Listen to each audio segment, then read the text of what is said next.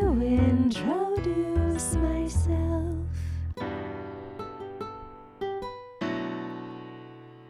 Stoner Story Witch.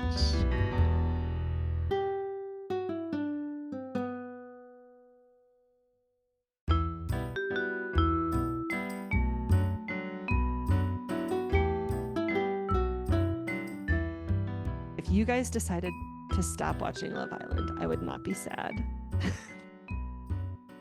But I don't think that's happening. Never. Bad, baby. Never.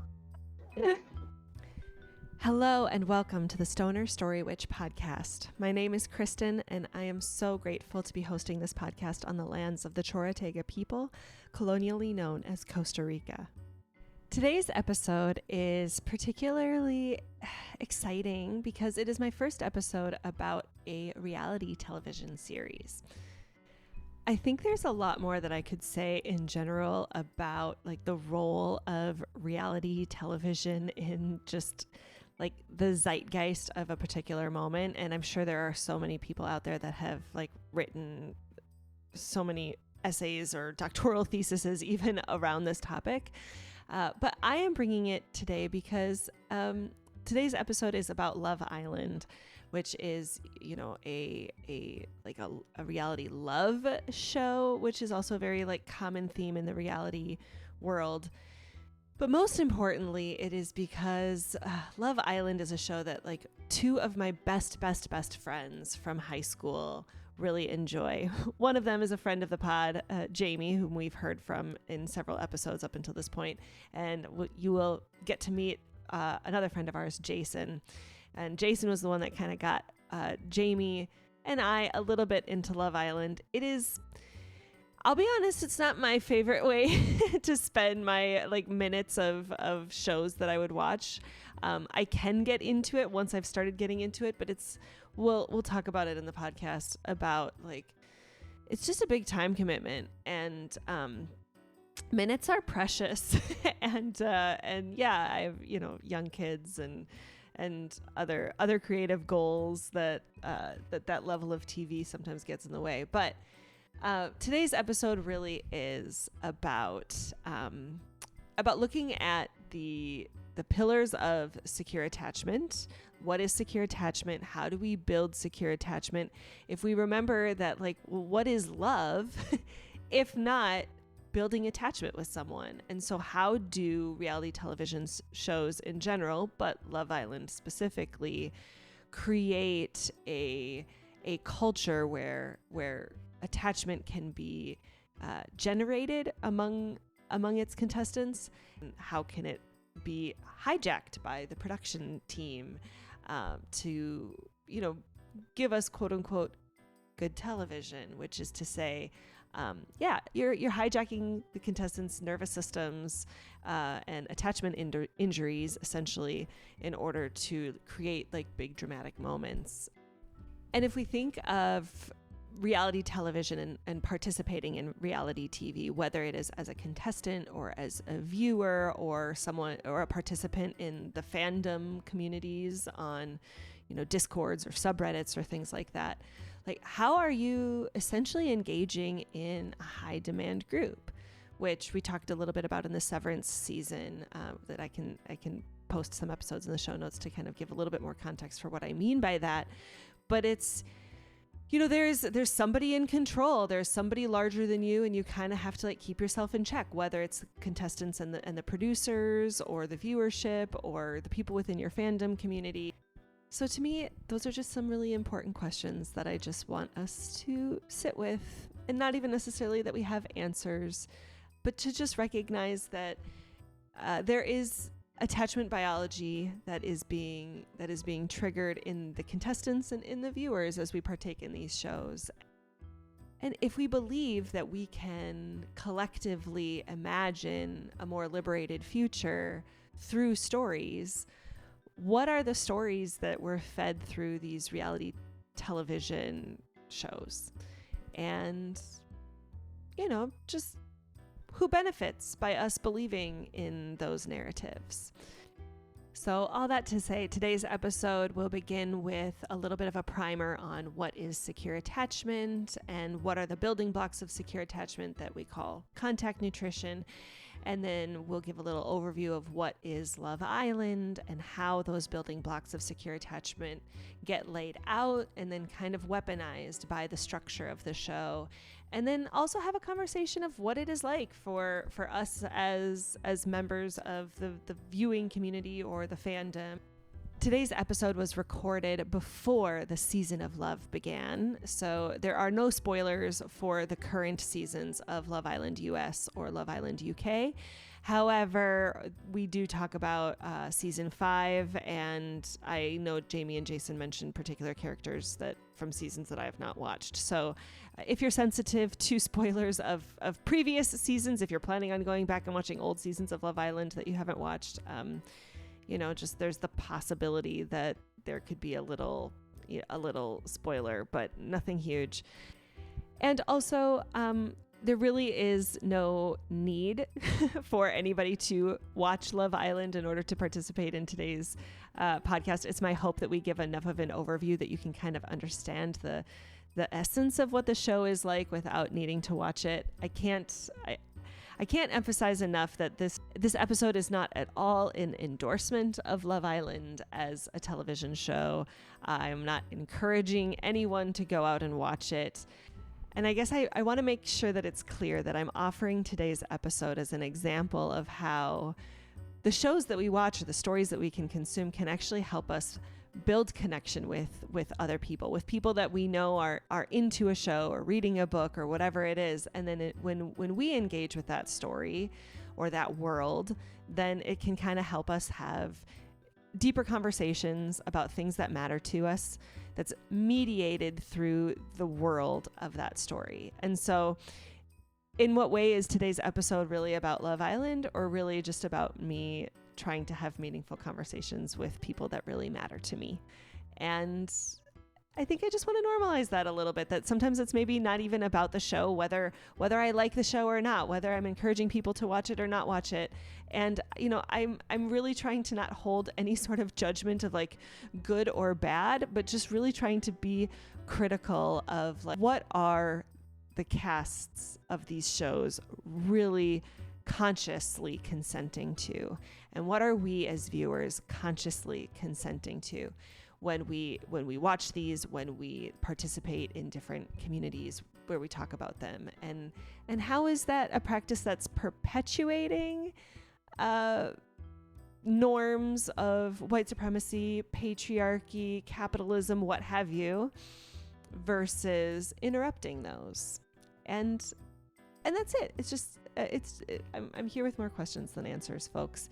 But as always, if you have any thoughts or questions or reactions to today's episode, I invite you to comment on the Substack, or you can even email me at stonerstorywitch@gmail.com. I always love hearing from people. But on that note, I'll just leave you to it. This is my conversation with Jamie and Jason. Enjoy.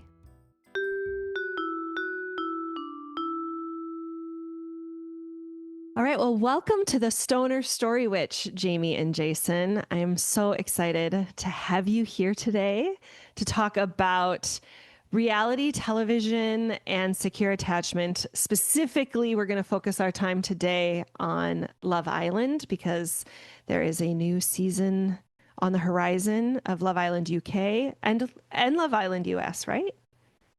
You got it. Yep. Okay.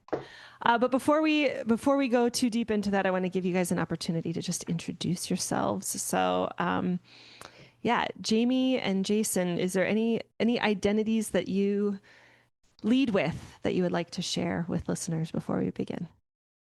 I'm Jamie, and I would say I'm an avid TV consumer, a book reader.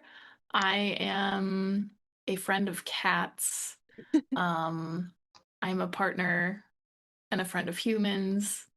And I guess that will be sufficient for today. Thank you, Jamie. And friend of the pod. This is your third episode now, something like that. Yeah, that sounds about right. Yeah. So welcome back. Thank you, Jamie. And Jason, what about you? Well, I'm Jason. This is my first time here. Hopefully not the last. Woo woo.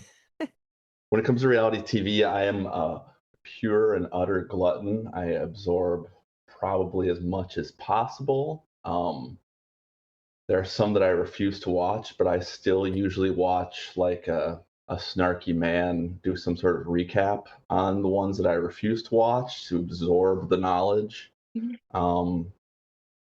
Yeah, and just been friends with these gals for a while, so it's fun to chat with this stuff about. Yeah. Yeah, that actually kind of leads me to my next question. I just like to check in and be like, okay, the three of us have together watched Love Island for the last couple years. It feels like, or at least, that it's been a practice we've done. Maybe we've like skipped a year, but for a couple seasons anyway, where we've kind of had like the shared rhythm of watching this show. And I guess I'm just curious, like when I said, hey, I want to do a podcast episode, would you guys be willing to come on? I'm curious, what made you say yes to the invitation, or put differently, yeah, why are you here? I'm always down to chat about this stuff. And I guess there's like a mostly casual conversation, I would say, with when it comes to friends or family about this stuff. So if it's something more than that, which it definitely interests me, I'm always down, always down. So you're excited to have a little bit deeper than just the casual. Is that what I'm hearing? Yeah. Okay. Awesome. Like there's that online or in groups, but not usually with someone personal for me. Nice. What about you, Yeah, Jamie? I would say the same. I think it's just always fun to like deep dive on your shared interests. And I also think that sometimes I surprise myself with how obsessed I get with some of these people and shows. And so it's good to like dig into like, why might that be? I'm curious about that. So yeah. All right. Awesome. All right, so I'm going to take a moment to just kind of give that like the little bit of overview for anybody who maybe doesn't understand the framework of secure attachment that I'll be using, and then my hope is that we can kind of apply the framework and the components of secure attachment and relate it to Love Island, and we can certainly have other conversations about other reality shows. I kind of want to put a pin in the fact that there are certain reality shows that Jason refuses to watch just on principle, but maybe we'll circle back to that. Okay, so when I talk about secure attachment, my teacher and mentor on the subject is Carmen Spagnola on the Numinous Network. So this is just very much a spark notes of her offerings. But secure attachment is the ability to engender in ourselves and cultivate in someone else a sense of being safe, seen, secure, and soothed. And safe means that you are free from physical harm and psychological terror. Seen is the essence that all parts of you are welcome. Secure is that you will be like consistently received by that person, and that repair can happen when mistakes arise. And that soothe is that is that you will be well met and matched emotionally, that someone can like offer you a sense, like kind of lend you their nervous system, let's say, and bring you back into a sense of being comforted, I guess, especially in moments of stress. When we talk about secure attachment, there is just the idea of being secure, which is like, great, I can engender myself and in someone else being safe, seen, secure, and soothed. But then there's also insecure. And insecure attachment has three components. There is anxious, avoidant, and disorganized. And this is the absolute spark notes, but I'll just say that an anxious attachment often is somebody who's pursuing and always like kind of like reaching out, reaching towards. Avoidant is somebody who is going to like back away. It is what it sounds like. They're going to put distance between themselves and someone else. And then disorganized is this really interesting thing where it's this like, come here, go away. It's actually kind of both of those things happening almost simultaneously, or very close together. It can be it's characterized by a level of confusion. And another thing I just have to say is that even though you can take attachment tests to kind of see, maybe what your go-to strategy is in a moment of stress, it's important to note that attachment, when we talk about these labels of anxious and avoidant, they're a state of being, they're not a trait. So I might say, that I tend to operate from an anxious point when I am at a moment of stress. But in these relationships, I'm actually pretty secure. And in this relationship or in this environment, I'm actually very avoidant. I'll just peace out.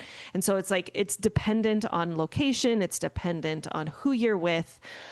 And so it's not just, it's not a personality. It's not set in stone.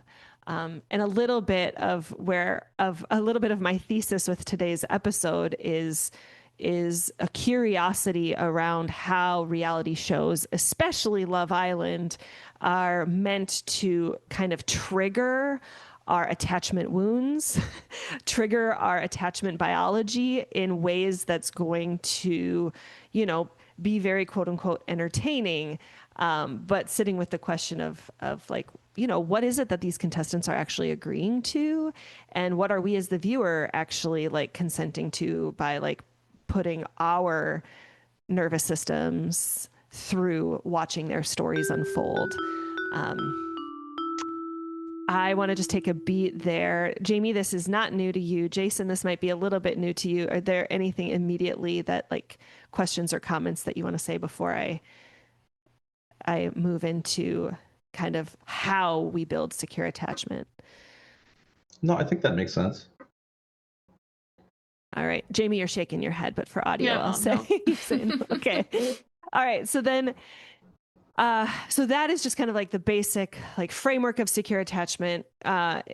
Carmen talks about the way that we can actually build secure attachment. And this is in any mammal. So any of these things apply between two people, and it can also be between a person and a cat, or even two cats. And so Jamie, you said you're a lover of cats, so maybe we can even give a little bit of a parallel there. One of them being, this is contact nutrition, and there's 5 pathways: kind eyes, vocal prosody, safe touch, shared rhythm, and ingestion behaviors like eating and drinking. So, the first thing is pretty evident, kind eyes. If somebody is if you're making eye contact with somebody, there's this beam and gleam, I am excited. You can tell by looking into somebody's eyes that they are excited to see you, that your presence is delightful to them. We do that with babies. We certainly can do that with our pets. Vocal prosody is another one. And this is the sense of, if somebody's coming in and they're really angry or really heated, and it's oh no, what happened? And then you can kind of be offering them a little bit of comfort, or support or witnessing, or, if somebody is kind of feeling tired or feeling sweet, or, you can just be oh yeah, wow. You're just matching that resonance. And again, I think about this with cats too. How much I grew up with cats. But it's cats will meow, and I will almost there's almost this Jamie, do you meow with your cats? If they meow, you meow, you meet and match their meow? Yeah, I mean, it's definitely a mirroring of tones. I think cats often mimic humans with their meows. So yeah. Oh, okay. So yeah, so it's if you have a tone, then the cat might just kind of be meow. If you're feeling a little salty, then they're doing. I would agree with that, and I think dogs too. But there's actually a sense of okay, we are meeting and matching. That is we're finding each other. Anyway, so there's the prosody. Of course, safe touch. And so this is, safe, consensual, whether it's a hug, or whether it's actually touch, or sometimes it's even just a matter of distance. Sometimes, people might just have a certain distance that they want to be away from somebody that just feels safe enough for them. Neurodivergence, it's important to mention, not everybody can tolerate just being stared at with kind eyes. And so it can be super small doses to be effective. The bigger issue is just, can you find a match in any of these things. It's not like you have to hit all 5 of these, but these are the avenues for how we build attachment, how we actually cultivate love. If we're looking at a show like Love Island that's saying that it's about finding love. And again, with touch, I mean, same thing with a pet, like a pet that's going to jump up on your lap and want you to touch them, or maybe they just want to sit next to you and not be touched. And like you as a good cat friend, like kind of know that like, okay, these cats like these types of scratches and these cats prefer to have this kind of distance, and that all is under the umbrella of attunement, which is kind of knowing what the preference of someone is and providing it. And then there's shared rhythm. And so this is just shared rhythm is probably one of the easiest ways that we can build secure attachment. It's also, I think, sometimes one of the harder ones to even identify because it's just it's all over the place. It's like, just even the things that you just do in the morning, like you wake up and you turn on the pot of coffee for your partner, or, you're like letting the dog outside, or when you come home, you always like change into, your comfortable pants, or, like just all those little things that are the rhythm in your day. Whether you're sitting down to share a meal with someone, but it's comfort in this like consistent, like this consistent, like, and then this happens, and then we do this, and then we do this, and then it just kind of like creates this container, in your day, in your week, in your month, which can almost even be a proxy for touch in a certain way of just like the sense of like you're being held in the rhythm of this, that even if like, let's say, like as we are watching a season of Love Island, let's say I'm not building secure attachment with you. We are not in the same country or the same state, but there's still a sense of I'm building attachment with you as my friends because we have such a rhythm of we watch a show and then we like text each other about it. And then the last one is ingestion behaviors, like literally just being in the presence of other people, sharing in food and drink, like the cat that like will find a dead mouse or like kill a mouse and then like bring it to you being like, hey, like I found this from my bounty to yours, like enjoy this mouse. So it can be, like a sharing of food or making of food or just like literally just ingesting it together. And again, with that, it's easy for that to even almost be coupled in with the rhythm of it all. But those are the 5 kind of avenues that we can cultivate secure attachment with someone else that can then, I would say, what is love essentially, but just attachment over time. All right. I'll come up for air there to see if there's any questions or connections that immediately come up for either of you before we apply this to Love Island. So what you said about the rhythm, I think definitely comes into play for Love Island. That's for dang sure. Yes. Yes. Repetitiveness and that scheduled. I think that's what makes it so big for Love Island. Jason, do you want to speak to that just a little bit of just like as a viewer, how our own, like how we can almost just as viewers get kind of like roped into like the shared rhythm of this and kind of like that there is almost like an attachment to this group that is people who watch Love Island.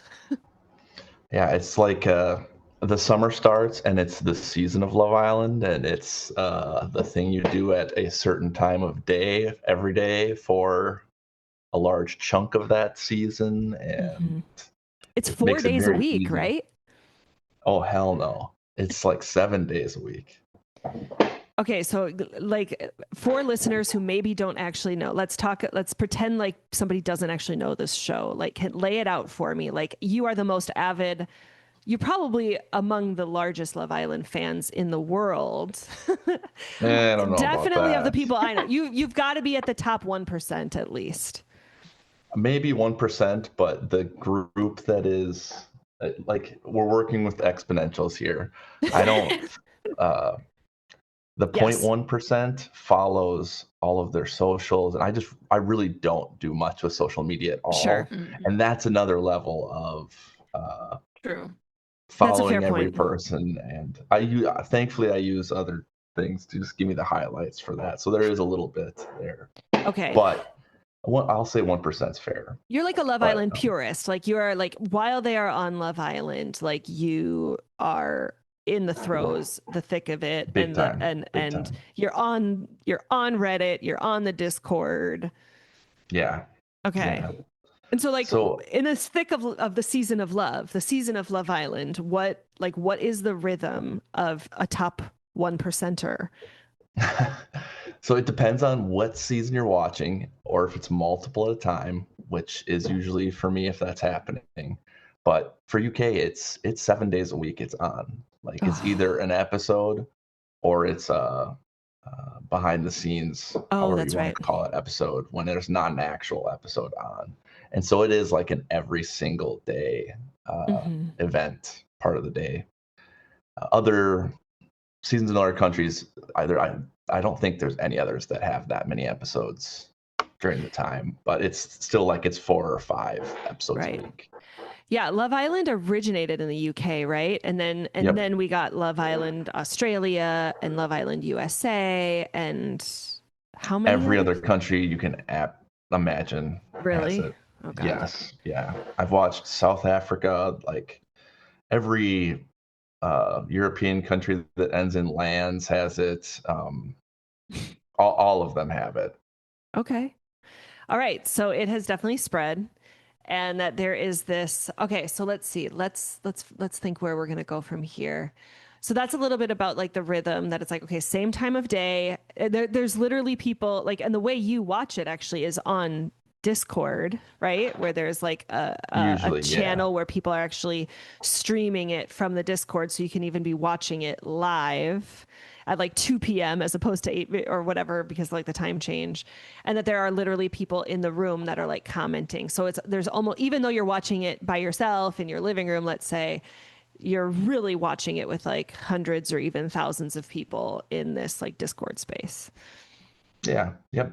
Okay. So I have always thought too that with Love Island, like I think part of the reason that it is so big of a show, or like it's such a popular show, is because of how frequent the episodes are. Like I feel like because you see these people every single day and you have this rhythm as a viewer, like it makes you become more attached to it than like The Bachelor, for example, which is like obviously it's a big show, but it's only once a week. Like there's only so much you can get out of a once a week show, whereas when it's every day, it feels very much you feel very much more attached to the people, I think. yeah. Yeah. It actually kind of made it really hard for me to get into Love Island, like the very first season that I ever watched. Because I was just like, it's almost so boring. Like if you're used to a show that's only once a week, you get way more, like titillating content. And it's actually fairly boring when it's like, it's literally, and what's the lag time? It's like if we're watching an episode on Tuesday, that was like recorded on Sunday or something, right? Like it's a pretty quick turnaround. Yeah. Okay. All right. We'll kind of talk about like just especially in Love Island. I think we have to focus our conversation on one Love Island, and I think Love Island UK, because they really do play around a lot. Like the show is very much dependent on the viewers, and like the viewers get to vote, and that's like a whole different element of how the show thrives. Jason or Jamie, would either one of you like to just give an overview of just because you like sold me on like how to watch this show. So what is if somebody's like, oh, Love Island, what's that like? How do you explain it? Like, what's the setup? I mean, I guess if you're just looking for an overview, it would be like, I think they start with 5 men, 5 women. They come in, they pretty much instantly get paired up, and they have sometimes they have a say in that, sometimes they don't. They've kind of changed it up over the years. And then their job after that is to basically get to know each other. And, at some specified time, maybe a few days later, there will be recouplings where they can choose to recouple with other people. Sometimes the boys get to choose, sometimes the girls get to choose. And then throughout all this, they have to live together. They're required to sleep in the same bed as the person they're coupled up with, which I think is also an interesting thing that like breeds attachment very quickly, sometimes inappropriately, or not inappropriately, but just like you feel closer to the person than perhaps you really are for that reason. yeah, I don't know. Where do you want to go from there? I think Yeah. that too, the bed thing is a hallmark of the show. I don't know many other shows like this that say you have to sleep in the same bed as your partner. You don't have a choice. There is one exception. They always have day beds outside. So you could choose to sleep. If you're going to sleep in the bedroom with everyone else, you have to sleep in the person that you're coupled up with, or you could sleep on the day beds. So there Which even has its own thing, because like if you want to be part of the group, if you want to be like everyone else, you have to do this. Yes. So you kind of have to be outcast, but but those are the rules. That's the framework. There's also, we haven't talked about bombshells yet. So there's the original five men, 5 women. Also just want to say this totally erases any sort of queer or trans experience, which, is like, I guess This lot is a very of reality. heterosexual show. We'll just say that. It's very heteronormative. Even though there have been contestants who have been bi, you are only allowed to couple up with somebody who is of the opposite sex as you. And I would say like there's only ever been isn't it true there's only ever been cisgendered people on the show? There's not been a trans person yet that or openly trans on anyway? Love Island. That's correct. Okay, so we're just gonna name Actually, that. I guess I don't know that for sure. On all of the mainline ones that I've watched, though. Yes. Okay, that's fair. So then bombshells come in. It's not just like, okay, and then there's these 5 people of each sex that are coming in. They then have new people coming in with like they have to find they pull people of the opposite sex for chats, and then they end up deciding who they want to couple up with. And then that essentially will then like create an odd number where then like somebody is out. And so then they kind of always play with this, the fragility of your couple is always present, because you never know when somebody else is going to walk through that door that might be a little bit more your partner's type or whatever. And then if you are uncoupled, then you are vulnerable to getting kicked off the show. They don't call it that. What do they call it? Yeah, no, that's kicked off. That's right. Yeah, I feel like they had leave the island or something. Yeah. Okay. And that's true most of the time, unless you're like very popular and attractive, then everything is out the window. They might just figure out a way to keep you for no reason. Absolutely. So you are vulnerable if you are single. Not necessarily you are immediately dumped from that's it. They say you're dumped from the island. You're not immediately dumped from the island necessarily, but like if you do not couple up with like somebody else, maybe like the next round, you just know that you're vulnerable to being dumped from the island. I think also, I mean, at some point you can be vulnerable even if you're in a couple, because it starts to be like a popularity contest from the public. So it's like sometimes they'll kick a couple off, sometimes they'll take one boy from one couple and a girl from another couple and they get kicked off, and it like mixes things up. So it's like it's not even like you're safe if you're in a couple. Like you also have to be popular and your couple has to be popular. That's right. I have forgotten that, yes, sometimes they do that if they're just like, okay, we like this person, but this couple is boring. And then sometimes then like that one person gets kicked off, and then we have like the partner is like, oh, but I still need to, my Love Island experience isn't finished, so I'm going to stay, versus sometimes that person is like, if you're kicking my partner off, then I also am going to leave, because I can't possibly stay here if this person is gone. And, and that's great. I'm glad that they give them the choice. They get to leave. All right. So that's the premise. If somebody is signing up for Love Island, what is it that they're actually consenting to in terms of secure attachment within themselves and within others? And then actually, like, how is it that, whether consciously or unconsciously, Love Island has like created all these different opportunities for contact nutrition, which is like the vocal prosody, safe touch, and all of that to develop. The first thing I just want to name that, and I know we've talked a lot about this, not, on record, but just like in text messages, is just like secure attachment with ourselves. And that if somebody is agreeing to come on to Love Island, there is a lot of money and a lot of effort that goes into being conventionally attractive by whatever standards are set forth by, in some cases, it's like even a little bit different by country.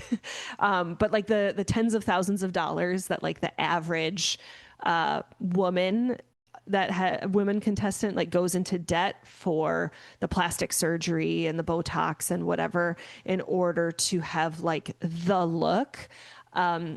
Is just like from the get-go makes me like, I feel very sad. I feel very, like it kind of just breaks me up that is like that people who want to become influencers, they want to have their big break, they want to have the exposure. It's like, okay, but I actually need to change so much about who I am and what I look like. So like that just gives me a little bit of pause. Also, as far as, secure attachment with others, the premise of Love Island specifically is that the contestants are stripped away from any outside contact. Like they do not have they're issued a phone from production that literally like they can be like tagging things in like the Love Island social media so that they can still be generating content, but it's like not their personal accounts. They are not able to actually talk with friends or loved ones. They have no sense of like the show is literally unfolding and they're like becoming famous, but they don't know like what things they've said or done have like really taken off. Do people like them? Do people not? Like how has production edited them? Which leads me to like, they are still ultimately at the whim of production and how those scenes and how those events of the day get edited. And you talk a lot, Jason, about like who gets the victim edit or who gets the like winner's edit, or sorry, not the victim edit, who gets, well, I guess there's that too, but like who gets the villain edit versus who gets the like winner edit that like producers kind of try to predict. And you can almost just kind of tell in how these scenes are shot. And like that is really hard to generate a sense of secure attachment when you literally like are not even in charge of how your image is getting portrayed. And then the fact that you are being voted on, like there's this every so often and the public is going to vote for who's their favorite islander, or who's their favorite couple, or who's going to go out on a date with this new person that's coming in. And I just want to name that is just like just the premise of all of that. These contestants are opening themselves up to what I would say is like a really disorganized playing field that is this show. That I think even like the people with like who have done the most therapy, who have have the most wisdom and lived experience would have a really tough time navigating. And they're taking what's the oldest person that's ever been on Love Island is what, like 27, 28 years old? Oh, older than that with like people returning. Oh, the All-Stars. It's typically like if you're 29, you're about to die. Yeah, you're probably not going to find many people to match you. Yeah.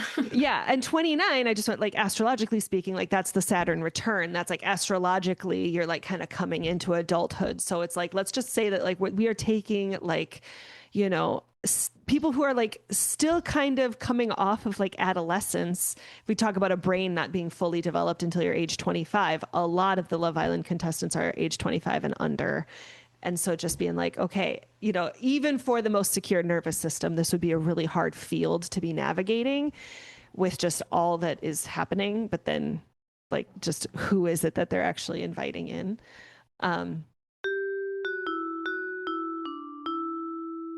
So let's transition now into the actual contact nutrition that we see, like the ways that contact nutrition is used to build up, or I should say just kind of plump up the attachment biology of the contestants so that they can feel a sense of being safe, seen, secure, and soothed feel a sense of secure attachment. So then the producers can absolutely fuck it over, and we can see everybody get really dysregulated, get really activated, get really vulnerable, and have no escape, because that's good television. So like I said, pulling people for chats. They'll often have like little dates. Sometimes people get dates. Sometimes people are on the show for a really long time and they never actually get an opportunity to leave. Again, like the villa is like you're literally just on this really nice home, but people really get to leave very rarely. And maybe every once in a while it's like you get to go on a date, and then they get to go to another place that is fully staked out with a bunch of cameras, with like a bottle of champagne and some fruit and whatever, and they just like sit and they have a good view and they have a chat and then they come back and then they tell everybody about it. But the idea is that on these dates, right, they're hopefully given a chance to exchange kind eyes and vocal prosody. They often talk about the importance of having good eye contact. And in Love Island UK, they'll even say, like, he has good chat. So I kind of feel like that even like speaks to a little bit of like that there's this expectation that like I'm being well attuned to, being well met by how somebody's looking at me, how somebody's talking with me. So we don't see a whole lot of positive conflict resolution happening. When there is conflict, there's a lot of stonewalling, a lot of assumptions, a lot of accusations, a lot of fights.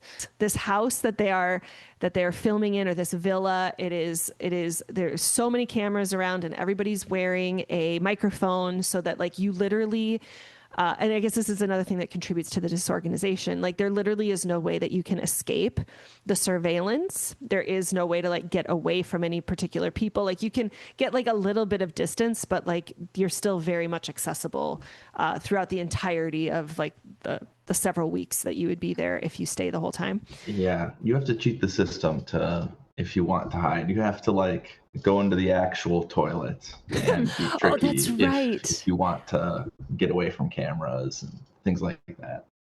There's microphones in the beds. They're everywhere. Yeah, 100%. Like you literally can't escape. I was going to say one thing I noticed on the show around the eating and drinking, like they often, really the only eating and drinking that you see is kind of them, like boys will make girls a coffee and bring it to them, or like boys will make girls breakfast and like serve it to them for a nice little special treat. But like you don't actually see like the whole crew eating dinner together, for instance. It's something I think they very intentionally leave off the show. And Jason, I don't know if you know any more about why that is, but I've also heard that they intentionally split up the boys and the girls for their meals, like even off camera as well. And so I'm curious if you know or think anything about why they do this and why they don't show their meals and stuff. I've also read that. I don't know if they are splitting them still for meals, but yeah, I have read that. I don't know if it's has to do with like production downtime. We also need to take a break. We also need to eat. We also need to do these things. So let's do it together. Or just like a readiness thing. But yeah, it's very true that all of that, except for breakfast, usually is off camera. Yeah. Or at least edited out, I should say. Yeah. Lunch and dinner, unless it's like some sort of challenge or some sort of date. Yeah. Because sometimes they'll be like, we have some bombshells coming in and they need you to make they're picking a boy to, or girl or whatever, to like make him an appetizer, make him a dinner, make him dessert. And then we see that. But as a general rule, I agree. Like we maybe see somebody's like making a bunch of scrambled eggs in the morning. There's definitely a culture. Yeah, we'll just shift into ingestion behaviors and how this is portrayed. It is like boys make girls coffee in the morning, and like that is the thing. And if you got to get your graft on, it's like if you want to like steal somebody else's girl, you want to make her coffee before anybody, before and maybe like even a shitty fruit plate or something. Maybe even a shitty fruit plate. Yes. And they are also like judged on their competency. Like if a girl gets a nasty coffee, she'll be like, oh, yeah, he has some work to do, you know? Yes. Yeah. So there is definitely this, like, I don't know, like patriarchy disguised as chivalry, and like the way that these like men are pandering to, like, one woman gets like 3 coffees one day, and then like somebody like, and then like also like what a slap in the face it can be for like the woman who like might be in a couple with a guy, and he like doesn't make her a coffee, but he makes somebody else. And it's like, and then the times when the guy is like, okay, I'm in a friendship couple, so I'm going to make a coffee for the person I'm in a friendship couple with, but I'm also going to make a coffee. And it's like, oh, okay, good. Like, thank God. Like, you know, he understood the assignment there. But again, it's like, even that is like subjecting women to the humiliation of like then a guy not getting her a coffee, because it's like that ingestion behavior of this like morning coffee has become like such I would say it's a shared rhythm at this point where it's like you are in the doghouse if you don't do it, or, you know, you're definitely potentially offending the person that you're coupled up with. Yeah, you mentioned the breakfast dates that oftentimes they'll be like, oh, I'm gonna like just like make a nice little breakfast. And then otherwise, and then sometimes they like have like late night snacks. They like make little like toasties or things like that. But for the most part, we don't really, we don't see, oh, aside from they're always drinking out of these like opaque champagne flutes so that we can't see the passage of time. So like the thing that they do on like these reality shows where it's like you can never tell how much liquid is being drunk. But, oh yeah, and there are dark water bottles. But yeah, they're always walking around with their water bottles because it's always really hot wherever they are, because that's the other thing. They need everybody to always be wearing swimsuits. Like they wake up in the morning in their jammies, they have their coffee, but then now let's shift to the shared rhythm, where we have the women they get ready together. There's a room where like the women get ready. The boys just get ready in the bedroom with like the 10 queen beds that are there. But the women have like a special makeup room where they can do their hair, do their makeup, and get dressed. And they have to do their makeup and put on their bikinis in the morning when the boys bring them their coffees. And then they enjoy their day. And then at some point they go back, shower, redo their hair and makeup, and like put on their evening wear. And then they go back out, and then they're sipping from their, opaque champagne flutes. And then they're having like this evening. So every day is kind of broken into, like these 3 parts. There's kind of like the little jammy coffee. And then there's the, sunbathing in bikinis. And then there's like the evening wear with the champagne flutes and the toasties. And that's the passage of time when you're on the island. There's like a lot of camaraderie built up during that, I think, like the boys, like you said, and the girls getting ready together and planning what they're doing on the next part of the day together. And, another thing that's kind of a rhythm and also a little bit of vocal prosody too is that and Jamie, you mentioned this a little bit, that they have recouplings every so often. So if you are in a couple and you don't want to be with that couple anymore, there's a bombshell coming in, like they need to, there needs to be like a reorientation. They have a very, they have a set script of like, I would like to couple with this boy because blah, blah, blah, blah, blah. And so the boy I would like to couple up with it's like everybody kind of has to say the girl I would like to couple up with, or I would like to couple up with this girl because she's all these things. So the girl that I would like to couple up with is, and so there's also just this sense of like, we're going to make you say something nice about this person that you're coupled up with, and like why you're choosing them above everyone else. And like, and of course that feels good. It feels good to feel chosen. It feels good to feel loved. It feels good.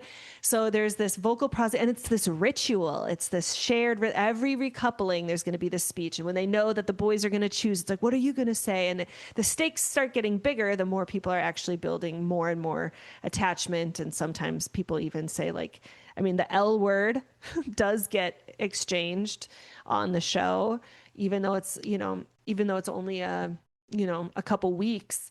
When you're when there's so much attachment that is being offered and there's so little like distractions, I can 100% believe that you would feel yourself to be like in love. Your entire world revolves around waking up with this person literally next to you and like bringing you food and being the person who's going to comfort you when your friend gets dumped from the island. I mean, it's like in your head, this person is with you through thick and thin. And how could I possibly survive without them?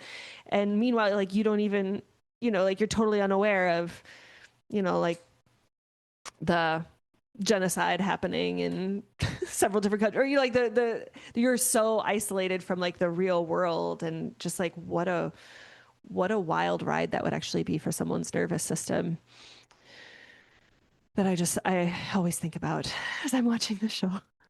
Oh, well, just real quick, I think the producers like kind of they manipulate the plot in a way that like, so let's say like they'll put people together on dates and kind of encourage people to have these really sweet times or to say nice things to each other right before that they know that they're going to go to Casa Amor, for instance, when they know that they're going to break up these couples. And so like I think that almost creates this, this disorganized environment where it's like anytime something really good happens, or that that everyone is feeling really close to their partner and close to their friends and all is well, you just always know that the next shoe is going to drop and like there's going to be chaos again. Okay, you said Casa Amor. I want to put a pin in that. I'm going to even write it down so you don't forget. Jace, you were going to say something else though. I was, but also just like building off what Jamie said there, like another example that we were talking about how they never get to leave. Yeah. And maybe they get to leave once or twice. One of my favorites is Lads on Tour, when they send all of the boys out. And something like that is almost always coupled with. So it's like this, we never get to go out. We get to do something great and fun. And usually they come back to a surprise, a new boy is here who's trying to steal your girl. Or they really like to couple all this great thing with right after. Oh, shit. Yeah. Yeah. And I think the guys, like the people who leave, have to kind of know. I think, but like maybe they're at this like point, told. yeah. Like if you've watched the show, know. you have to know that. Yeah, as you say, like the other shoe's going to drop. Less so in earlier seasons, but certainly now. Certainly now you like know something's up. Okay, there was another thing about like the shared rhythm, and that I mean, they're mostly just for fun, but pretty regularly they have like little games as well. I guess I didn't even talk about the safe touch. And I'm gonna put safe in like parentheses with a question mark because I don't actually know that these contestants can truly like consent to some of the touch that they are.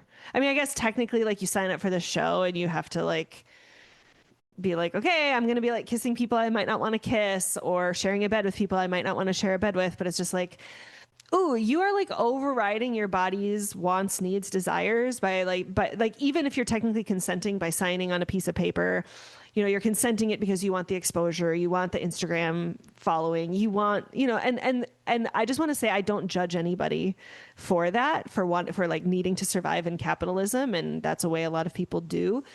But just if we're talking about like from a biological standpoint, like I want to just release any sort of notion that any of the touch that's actually happening on this show is safe for the contestants. But they have a lot of challenges, that they have a lot of little games, like they'll have kissing challenges. Like we're going to blindfold all of one gender, and then everybody has to walk through and make out with everybody who's blindfolded. And then rank one out of 10, like who's the best kisser. Jamie already spoke to like the sharing of beds, and that it's a really big ordeal if you opt out, that you are like you have to then sleep outside. And because these always are in like really warm locations, there's a bunch of like exotic bugs that people are always like, oh my God, there are these bugs that were in the bed. And yeah, I mean, I think that's, a lot of like super physical challenges. Oh, there's also like, I'm trying to think of like what are like, there's also a rhythm that we can get to. There's a rhythm of like, okay, every morning within a season, we see the coffee. And in this season, certainly like any upcoming seasons, coffee is still going to be a thing. But like, there's also certain games that we like know we're going to see. We know we're going to see a version of Truth or Dare. We know we're going to see a heart rate challenge, which, does somebody want to share what the heart rate challenge is? So I don't have to talk the whole time. I'd be Go for it, happy Jason. to. Yeah, it's put on silly, sexy outfits, become a sexy cowboy, become a sexy fireman or cheerleader or devil, and dance, twerk, make out, shove your boobs in the face of the opposite sex Give a to lap get their dance. heart rates to rise. Yeah. And you have to do it. I guess you don't have to do it. And to be fair, there are people who have essentially sat out of this because they're just simply uncomfortable. And with all of the games where they just, I don't feel like I can kiss, people can sit out. I don't think it's going to get you far in the show or fans And I would say it's pretty necessarily. rare. Yeah. Oh, yeah, Like, definitely people have sat out, but it's very rare, I would say. So if Like, you're it not kind of has to comfortable, be a you don't pretty big have deal. to. But more than likely, if you're going on the show, you're comfortable with most of these things. You know that that's what the show's about. But in this specifically, you're just trying to raise the heart rate of your partner and all of the other people of their gender. Yeah, right. It's kind of like a boys against girls, like who collectively raised the other heart rates the most. But again, inevitably, if like there comes a point where like, oh, if somebody raised your partner's heart rate more than your striptease or your lap dance or whatever it was you did, then there's just like their feelings will, like, without a doubt that there's going to be a conversation with that person and their friends or whatever, where it's like, oh my gosh, like it's like as if it's akin to that person like cheating on you, that their heart rate would have been greater, as if heart rate is like a direct correlation to love or desire, as opposed to just like shock or overwhelm or discomfort, even, like that our heart rates can raise for so many other reasons than just like sexual attraction or emotional intimacy. But like time and time again, that is like just this trope that always happens. So I'm going to just like place my bets right now that in this upcoming, because one of the reasons I wanted us to do this podcast before the show comes out is to kind of predict, like, what are we going to see? Like, if we were to fill out a bingo card of like, what are we going to see in this season? I'm calling it right now that there's going to be a striptease and somebody's going to be upset because their partner's heart rate got raised by somebody who wasn't them. That's safe. I That's feel safe. like there's also like seems obvious to the viewers that like the producers can manipulate the results of this, because they like, it's not like the contestants are seeing the results in live time. They're hearing it from the producers that so and so raised his heart rate the most or whatever. And so I always wonder, like, they have to know on some level that they are being or could be being manipulated, but like there's just something about that attachment biology or like being in this high demand environment or whatever that maybe that makes them believe it, because they do seem to be having like legitimate reactions, even though like they have to know on some level that it could be fake. Do you know what I mean? Yeah. Well, Totally. I also think too that something that I've noticed is that there's like a lot more cardiovascular like buy-in that the partner is like almost expecting that their partner will do on their striptease, where it's like, I need you to get up and we're gonna like act like we are having sex in front of everybody, and you're gonna, and it's like, where it's just like, okay, if nothing else, let's literally make you do like some physical like exerting so that you will have the highest heart rate for me, because no other person is going to, like, at that point, like the couples are like, that's later on in the season where like you probably do have a bit of an emotional attachment to your person. And I think both people in most of those situations anyway, unless they're in a friendship couple, like would have the desire for their heart rate to be the highest. Even if you can't control the heart rate portion of it, like you're saying, maybe they're trying to with the activity level, but showing like a certain amount of effort, so at least it looks like I tried to raise my heart rate, hump me on the ground, do, you know what I mean? Yes. Whereas I just made out with the other guys, those sorts of things. They really try to, if they want. Yeah. I do have one more touch thing. Yes, please. That we didn't talk about. Please. And that is, it's kind of a funny one that a lot of people hate, but they also usually will be spitting into each other's mouths food or something. Yes. Sharing ketchup between each other's mouths, or hot dogs or milkshakes. That's they have a food relay competition that they insist on doing every fucking season. and nobody wants to see it ever. It's for giggles, but just they another still way decide that to they do have slow. to share and touch. And you've got to be very comfortable with someone to be willing to do that. And usually half the people are unwilling. Yeah.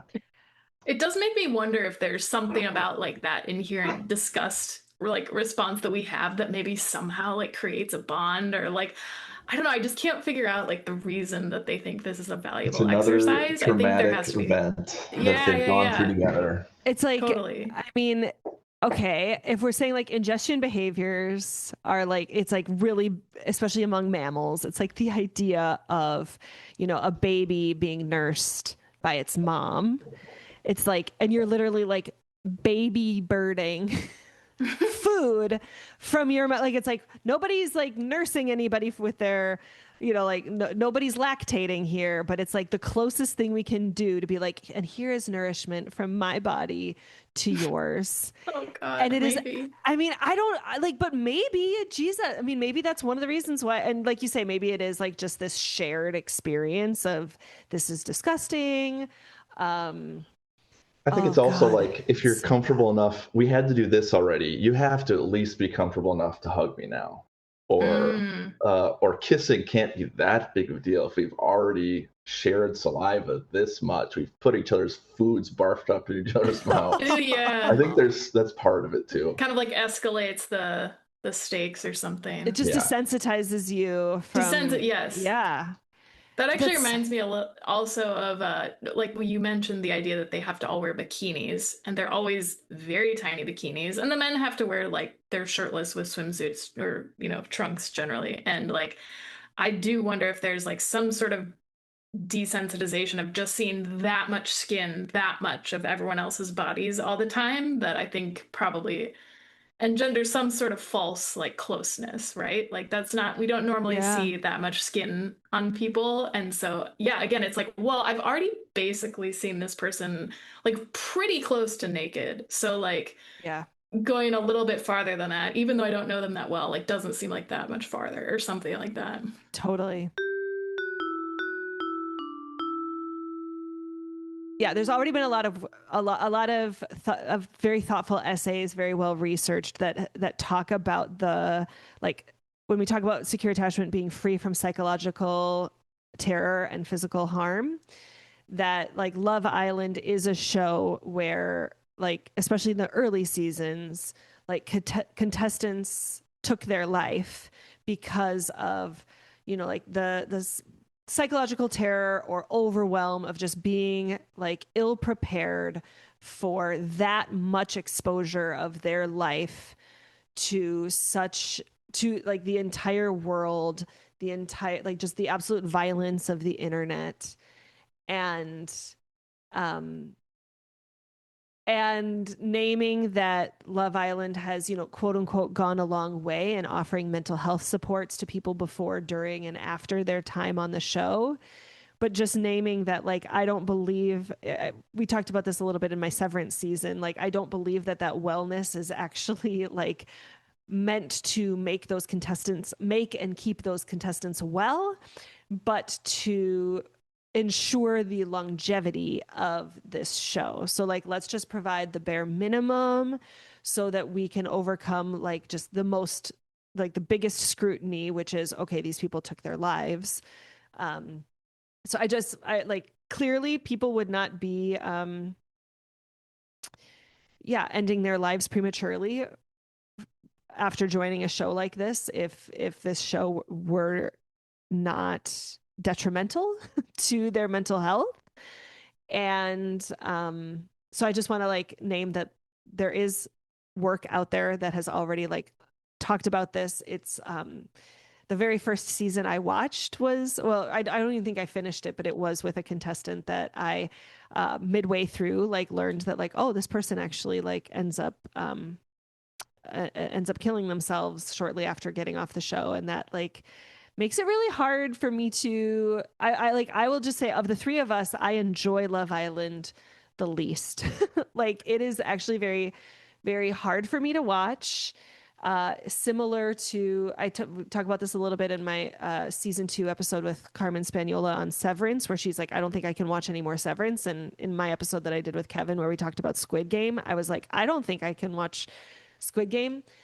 I'm curious how many more seasons of Love Island I actually have in me, because I noticed that like in myself, I can get so worked up with seeing some of these like same tropes or whatever, like just happening time and time again. Like, we just know that Casa Amor is going to happen, and there's going to be, it's typically a girl who's faithful to her guy, and she's sleeping on the day beds, but meanwhile he's making out, and she's gonna be upset for a little bit and get a little bit reignited at movie night, but then she's gonna take him back. And it's like, I'm so tired of that story and being part of this like public that just is like, yep, this is like what we expect, and like she has to behave in a way that's going to be palatable to, imperialist, white supremacist, capitalist patriarchy. We haven't even talked yet about like just how racist the show can be, that how it's like, it's still, even though they've like made strides at like being a little bit more like inclusive, at least on the surface, like it's still very much like a tokenization of people of the global majority.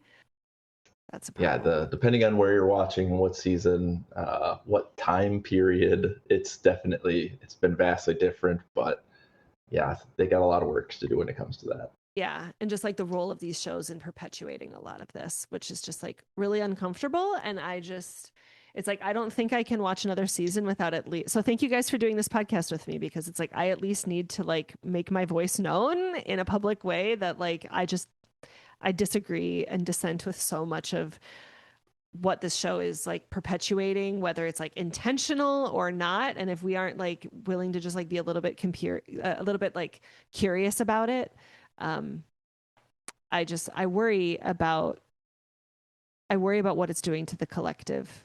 But anyway, I just realized I mentioned the words Casa Amor and movie night, and we didn't actually contextualize that. So does anybody Can I say one thing on that? Yes, quick, please. Before we go there? Yes. Like you mentioned, you're not sure how long you could, like, you're not sure how many more seasons you can watch because of some of those darker aspects, maybe. But that almost a lot of times is why I want to, like, part of the interesting part is that, to me, getting to see that kind of stuff, and just how others take it. How for someone like you, it makes you grossed out and you don't want to be a part of that. Like, I guess that stuff is interesting to me, and it almost pulls me in more. Okay, so can you say more about that? Like something that's super patriarchal or super racist or whatever that happens, and you're enjoying like being a part of the Discord or subreddit about it, or just getting to see the discussion around it, how it makes different people feel. Maybe I would not get to experience your point of view on that in any other way than through a conversation like this. Oh, so in your experience, you're seeing that there's discourse happening that's actually making it's making people be like, oh, wow, the super racist thing is happening. It's easier for me to talk about it on this show than it is for me to maybe like, or it's easier to bring it up because it's happening on this show than it is for me to like bring it up in other capacities that are happening or in just our that people real might world. not experience it at all in life other than from a show like this. Oh, do you think you can give me an example? I'm having a hard time. Like A let's particular say incident that you can think of. let's say you live in Podunk, Billy's town, I guess, and you do not, it's all white people in your town. You do not have any experience with black people. And just getting to see these sort of race relations in dating that you will just maybe never experience in your life. Maybe it makes you think a little bit. Okay. And in your experience on like the subreddits and discords, like, do you feel like there's actually like good faith arguments that are happening, or do you think it's just kind of like an absolute troll factory? There is, so they do a pretty good job of what I would say is they're loud voices, and they do not mostly they put down trolls pretty fast.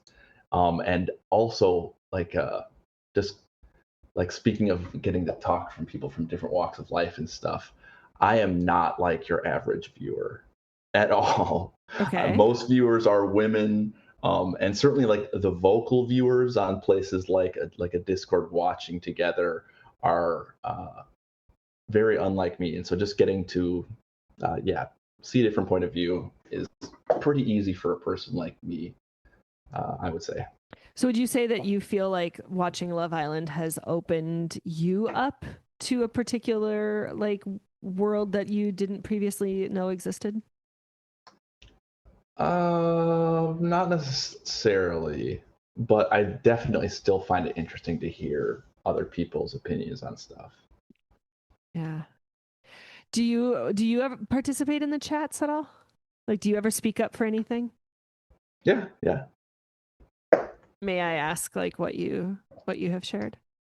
I wouldn't say, okay, if you're looking for like, Jason, did you stand up for what you believe in? No, not much of that. But certainly laughing my ass off at stuff, or saying I like this, oh I hated that. Yeah. That kind of conversation, yeah. Yeah. Yeah, that's fair. I mean, it's hard. Yeah, this is my dissent. This is my podcast where I'm saying I don't like this. I don't like that this happens. All right, I do want to shift to because this would be another thing that's on my bingo card, and then I want to know what things are on your guys' bingo card for what we can expect in upcoming seasons, and maybe we can even have time to talk about like some of our favorite kind of story arcs from previous seasons that we have seen, because even though there's a lot. Okay, sorry, so let's first just go through. Does anybody want to share what is set up, what is Casa Amor, and then Casa Amor is basically the fodder for movie night? So does somebody want to give context? Do it, Jamie. All right, Casa Amor is something that always comes as they pretty much know that Casa Amor is going to happen, but they don't know exactly when. And so essentially they have a separate villa, and they bring in another, like, I forget, I think it's 5 or 6, another 5 or 6 boys and another 5 or 6 girls. And so like the girls will go to the new house with the new boys, or vice versa. And so they're kept away from their old people, their old couples for, I think it's around a week, although I don't think even that always, maybe it's like 5 days or something. And the idea is that the Casa Amor people are trying to steal the original people away it gives them an opportunity for new couples, and they have to come back together and say whether they choose to couple with a new person or stick with their person that they were previously with. Mm-hmm. It's like a good almost mid-season or maybe a little bit later into the season sort of climax point for everything. Do you want to restart now after working hard to try to find a relationship for a good amount of time, or are you going to stick it out? Were you tempted with this kind of long getaway from what you've been working on this whole time? Mm-hmm. I think there's often commentary among viewers that like it could be nice if Casa Amor would happen a little bit earlier, because I think we would perhaps get more recouplings, which I guess is to say that when Casa Amor happens, I would say it's like somewhat rare, at least these days in more recent seasons, for many recouplings to happen. Like I would say it's more common to stick with your original person because they already are like really connected for the most part. Yeah. Not to mention like that it's people get now that they've seen it happen before, they realize how judged they will be if they fuck this up, if by the public, by the other people in the villa, and so they don't always want to do it for the drama anymore. Right, because they're always very aware of the fact that like at least these now, are being streamed, or like not streamed, but it's like that they are being, every moment is being recorded and broadcast within 24, 48 hours or whatever of when it happened, and knowing from previous years how somebody could be absolutely scorned by recoupling. So it's like, oh, I don't want to do that. But it sure is dramatic when it happens. Yeah. Well, and you alluded to this, Kristyn, but like I think most frequently it's the boys that end up messing around with other people in Casa, and most of the girls do not.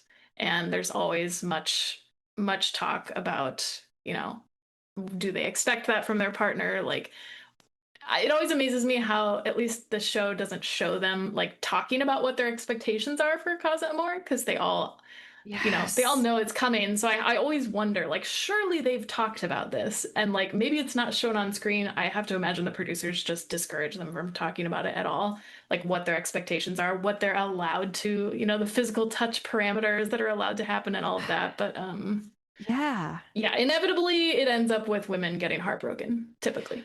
And it's not even just the women are getting their hearts broken in like the main house or whatever, even though whatever, like the original women, they're like, oh, I partnered up with this person, they went to Casa, they like, I slept on the day beds by like with by myself or perhaps with other gals who wanted to stay true to their partners, but meanwhile my guy was snogging somebody else in bed together. And it's like, it doesn't even matter that you chose me. Like, why did you do that in the first place? But then also like the Casa girls feel hurt too, because like they didn't like apply to be a Casa girl. They applied to be on Love Island. And like, it just happened to be that like the type of bombshell that they were looking for was a Casa. And they always say like, you have to be really, really assertive when you're a Casa person. And so like, Jason, I think you've said that like there's no worse cast member, like no worse person to be cast as than a Casa boy, because the Casa boys like need to offer, like they get like hardly any like actual interest from these women, but they're there like kind of holding their hand or being the shoulder for them to cry on because they're missing like their boy, and speculate, like be like, well, what would you cheat on me? And it's just like, oh God. But meanwhile, like, but I don't know that these Casa girls just want to be like, okay, sure, these Casa girls maybe like get to party, get to make out, get like some, but like the whole time they're doing that, they're probably thinking that like, oh, this person actually really likes me.